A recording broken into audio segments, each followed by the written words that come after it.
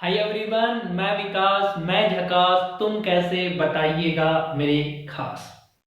आप सभी का स्वागत करता हूं इम्पेटस एकेडमी में और आप सभी से बार बार रिक्वेस्ट कर रहा हूं, प्लीज वीडियो को कंप्लीट व्यू करिएगा, क्लास को पूरा देखिए, तब जाकर डियर मजा आएगा, ऐसे मजा नहीं आएगा। खैर, अपन पढ़कर चल रहे हैं गैस्ट्रोइंटेस्टाइनल सिस्टम और उस गैस्ट्रोइंटेस्टाइनल सिस्टम के कुछ ऑर्गन्स के बारे में हमने डिस्कशन करा है। और सबसे पहले हमने क्या पढ़ा?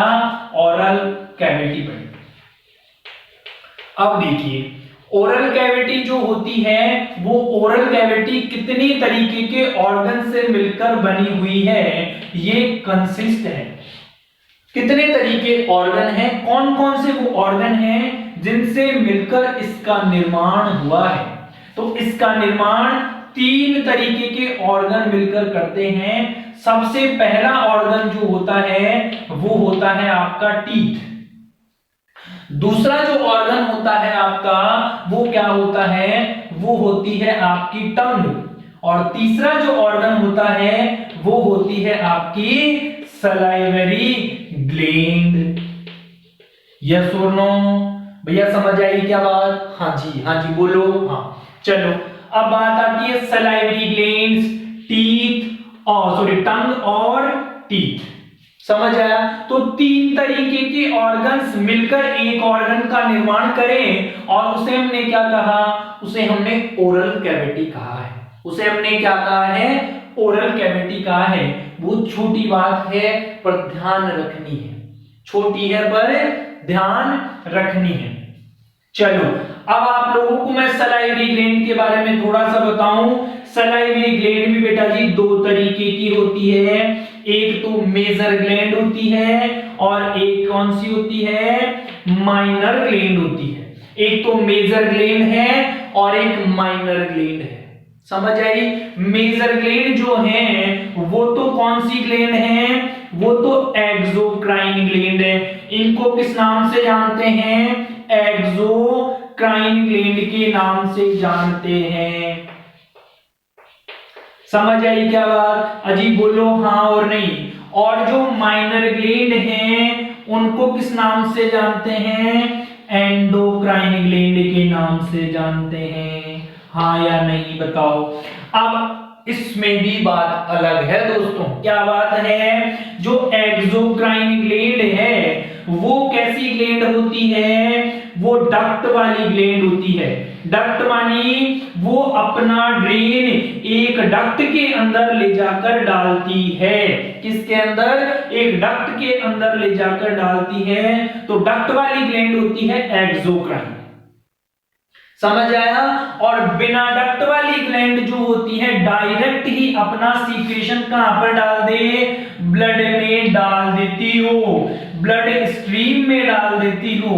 उसे हम क्या कहते हैं बताओ? उसे हम क्या कहते हैं? उसे हम कहते हैं endocrine gland, also known as ductless gland. क्या बोला डियर?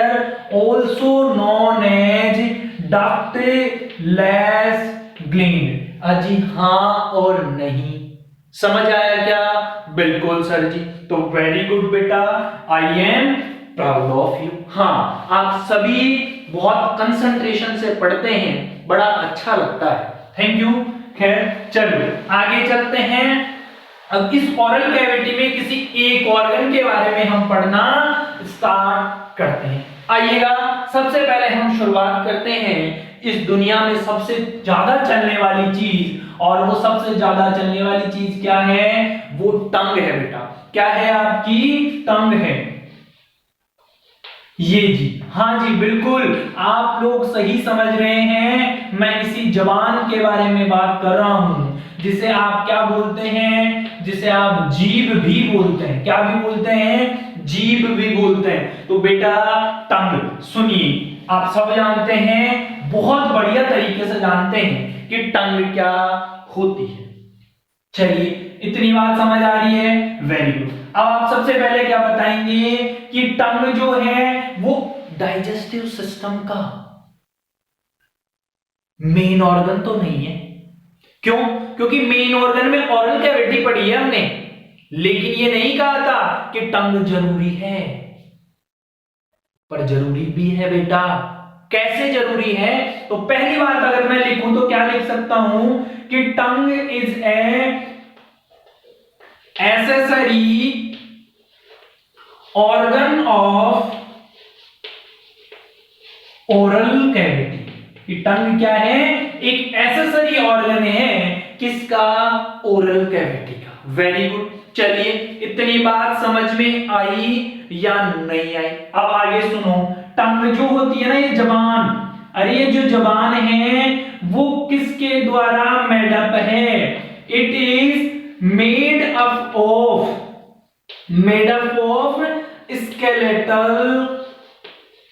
Skeletal muscles. समझ आया क्या? बताओ भैया। Skeletal muscles. अब देखिएगा स्केलेटल मसल्स क्या होती है बॉडी में 3 तरीके की मसल्स पाई जाती है। आप लोग ध्यान दें। अब देखो स्केलेटल मसल्स का मीनिंग मैं आपको बताऊं, आपको यही बता दूं, जिन मसल्स पे क्या होता है अपना कंट्रोल होता है। क्या होता है डियर? कंट्रोल। या ऐसी मसल्स जो क्या हैं? वो मसल्स हैं वॉलेंट्री। क्या है डियर? वॉलेंट्री है, कंट्रोल में है। अपन चाहे तो उसे चलाएं, अपन चाहे तो उसे रोक दें। तो ऐसी मसल्स को क्या बोलते हैं? हम स्केलेटल मसल्स के नाम से जानते हैं। अब मैंने आपसे कहा कि मसल्स कितने तरीके की? 3 तरीके की। चलो उनके बारे में भी सुनो उनके बारे में भी। तो देखो, हम जब मसल्स के बारे में बात करते हैं और बॉडी में 3 तरीके की स्पेशल मसल्स पाई जाती हैं, पहली, दूसरी और तीसरी। पहली मसल्स जिसको हमने क्या कहा है? जिसको हमने कहा स्केलेटल मसल्स, और इसी को हम दूसरे नाम से क्या जानते हैं? Voluntary muscles. इसी को हम क्या जानते हैं? कि अपने अंडर कंट्रोल रहने वाली मसल्स, जहां पर अपना वश चलता है ना, वश। अरे घर वालों पे अपना अधिकार चलता है क्या? नहीं, लेकिन मम्मी पापा का पूरा अधिकार है, वो अपने को वश में रख सकते हैं। जैसे धर्म पत्नी का अधिकार है ना आजकल लोगों पे। हाँ, वैसे बिल्कुल समझ आ रही है बात। तो स्केलेटल मसल्स मानी क्या है डियर? कि आप चाहें तो आपकी टंग को हिलाएं। अरे मर्जी हो तो बोलो और मर्जी है तो मत बोलो। समझ में आई क्या बात? नहीं आई क्या? हाँ, देखो मर्जी है ना तो बोल लो, नहीं तो कोई जरूरत को ने। आगे मर्जी है तो मत बोलो, है? तो अपन चाहे तो ही बोलते हैं, और अगर नहीं चाहे, जैसे कि रूस कर बैठ गए, लड़ाई लड़कर बैठ गए, तो बोलते हो क्या? हाँ जी बिल्कुल नहीं बोलते हैं, लेकिन क्या कर लेते हैं? मुंह फुलाकर बैठ जाते हैं साहब, मुंह फुलाकर। अजी ये मुंह फुलाना आपके वश में ही है, आपके वश में ही है। चाहो तो बोलो वरना नहीं बोलो। तो ऐसी मसल्स जहां पर आप कंट्रोल कर सकते हैं। तो आपको पता है कि कौन सी है? पहली स्केलेटल, और स्केलेटल कहां पे पाई गई? टंग में। चलिए नंबर 2 मसल्स पर आइएगा, और दूसरे नंबर की मसल्स होती है जिन्हें नाम तो बड़ा प्यारा है। क्या है डियर इसका नाम? Smooth muscles. दूसरा क्या नाम है? ये वो मसल्स हैं जो इनवॉलेंट्री होती है। क्या होती है? इनवॉलेंट्री। इनवॉलेंट्री बोलूं तो यहां पर अपन चाहकर भी कुछ नहीं कर सकते। अरे घर में देखो, पापा जी ने कह दिया बेटा ये काम करना है, मन नहीं है पर करना पड़ेगा। क्यों? क्योंकि ये पेरेंट्स ने बोला है आपको। उसी तरीके से हम चाहते हैं कि हमारा जो दिल नहीं, हम चाहते हैं कि बाकी की जो मसल्स हैं, जैसे सुनो, जैसे क्या सुनो? जैसे स्टमक में मसल्स प्रेजेंट हैं, जैसे ईसोफेगस में मसल्स प्रेजेंट हैं, जैसे लीवर में प्रेजेंट हैं, जैसे किडनी में प्रेजेंट हैं, जैसे अपन बात करें लंग्स में प्रेजेंट हैं। तो आप चाहते हो जब काम करती है क्या वो? बताओ। आप कह दोगे अरे लंग्स रुक जा, थोड़ी देर बाद में एक्सचेंज कर देना, अरे रुक किडनी रुक, थोड़ी देर बाद फिल्ट्रेशन करना, अरे इसोफेगस डट जा यार, क्यों निकल रहा है, मत निकल, मत खाने को खा है, स्टमक को गए, अरे डट जा भाई, गैस्ट्रिक जूस का सीक्रेशन मत कर, मत कर, अपनी मर्जी से नहीं होता अपनी मर्जी से।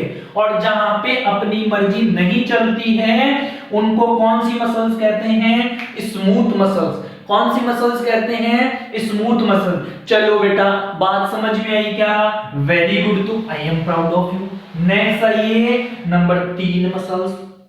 और जब नंबर 3 मसल्स की हम बात करते हैं तो कौन सी आती है? तो आती है आपकी कार्डियक मसल। ये तो सबको जानते हैं, हाँ जी, दिल के धड़कने वाली मसल्स। हाँ बेटा, चलो कार्डियक मसल्स, ये मसल्स भी कैसे नेचर की होती है? ये मसल्स भी इनवॉलेंट्री नेचर की मसल्स होती है। नेचर मानी इसकी प्रकृति भी ऐसी होती, कैसी? अपने वश में नहीं है। और कार्डियक मसल सिर्फ और सिर्फ कहां पाई जाती है? ये दिल का दरिया है, समझ जा जरा, ये सिर्फ और सिर्फ कहां पाई जाती है डियर? ये दिल में पाई जाने वाली मसल्स, जिन्हें कार्डियक मसल्स के नाम से जानते हो। बताओ, क्लियर? चलो आगे आ जाइए फटाफट से। तो ये 3 तरीके की मसल्स हम देखकर चलते हैं जो जनरली प्रेजेंट होती है। हमने कहा कि टंग एक एक्सेसरी ऑर्गन है और टंग जो होता है वो स्केलेटल मसल्स का बना होता है जी। समझ में आई क्या बात? हाँ और नहीं, ठीक है। चलिएगा, अगर हम बात करें टंग की, जबान की, तो आप देखकर चलते हैं कि टंग और टंग की क्या होती है डियर? लेंथ होती है। लेंथ मानी कितनी लंबी है? अरे जबान दुनिया में अलग अलग लोगों की अलग अलग तरीके की है। जैसे किसी की तो चक्कर चक्कर चक्कर चक्कर करती रहती है, होता है ना ऐसा।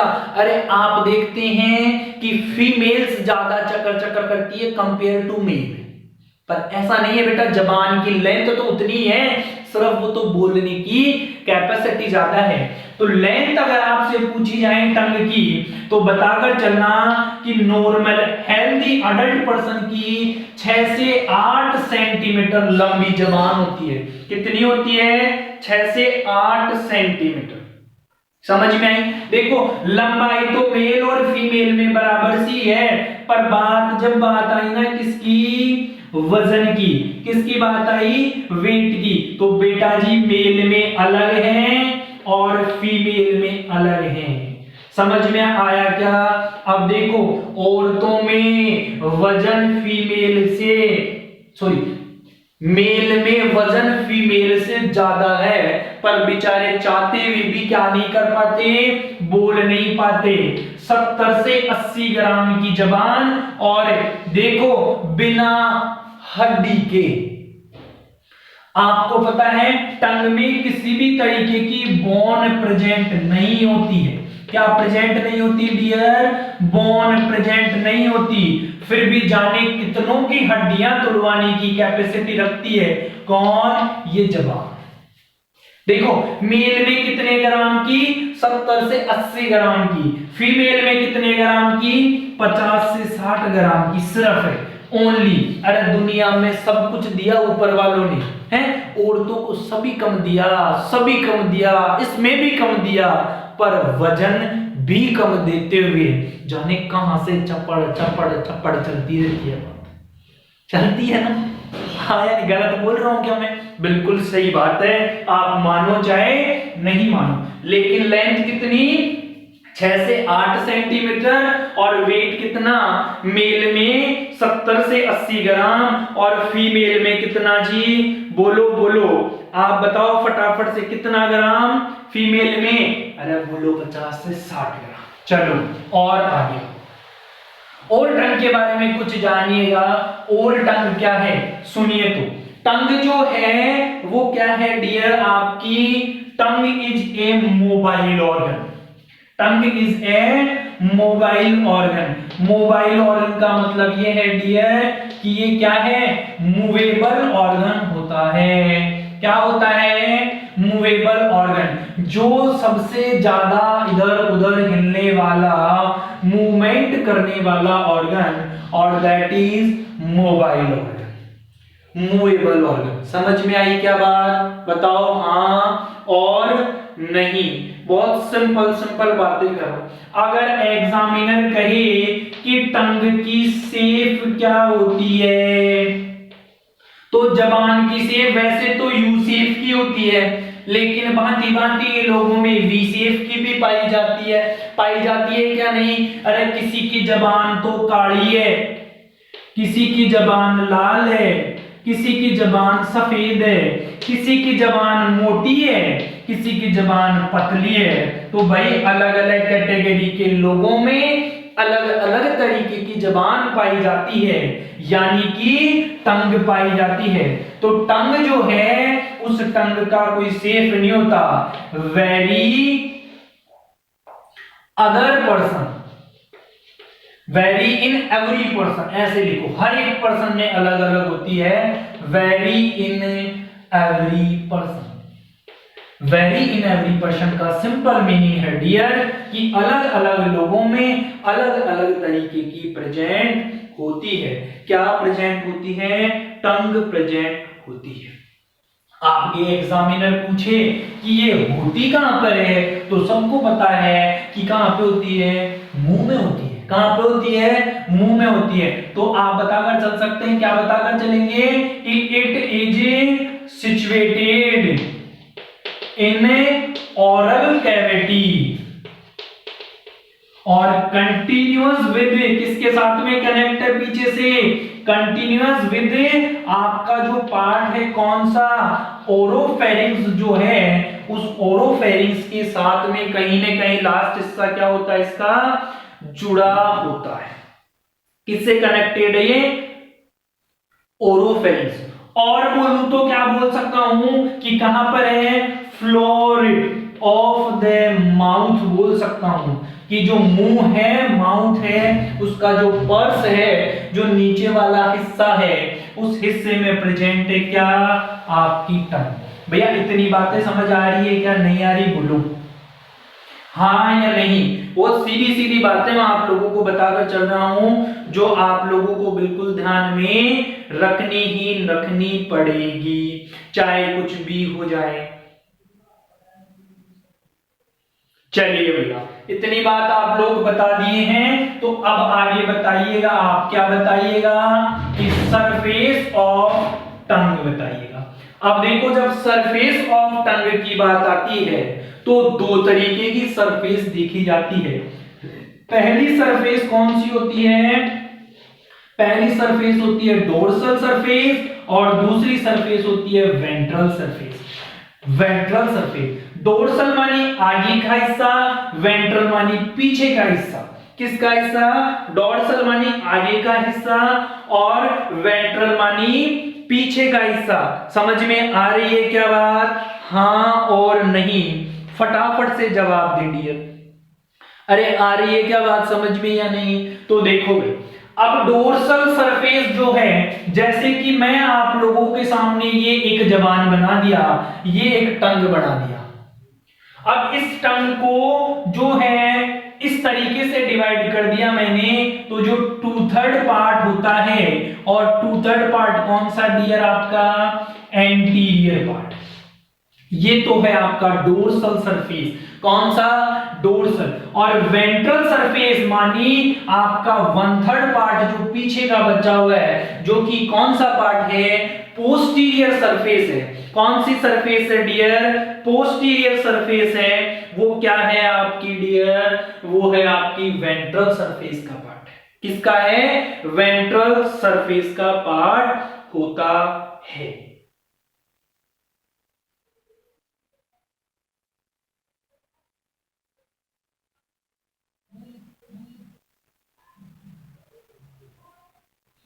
सॉरी, वेंट्रल सरफेस में ही दो part divided, sorry dorsal surface में भी दो पार्ट डिवाइडेड है।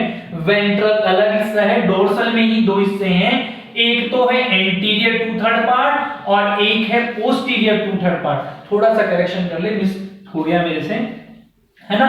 तो 2/3 पार्ट और 1/3 पार्ट होते हैं। अब देखिएगा जो ये एंटीरियर पार्ट आपका होता है, ये एंटीरियर पार्ट एक्चुअली में वी शेप का होता है। एक्चुअली में कौन सी शेप का होता है? वी शेप का होता है।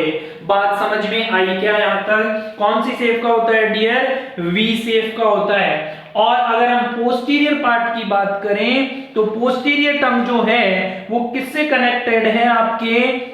वो आपके कनेक्टेड है डियर किससे?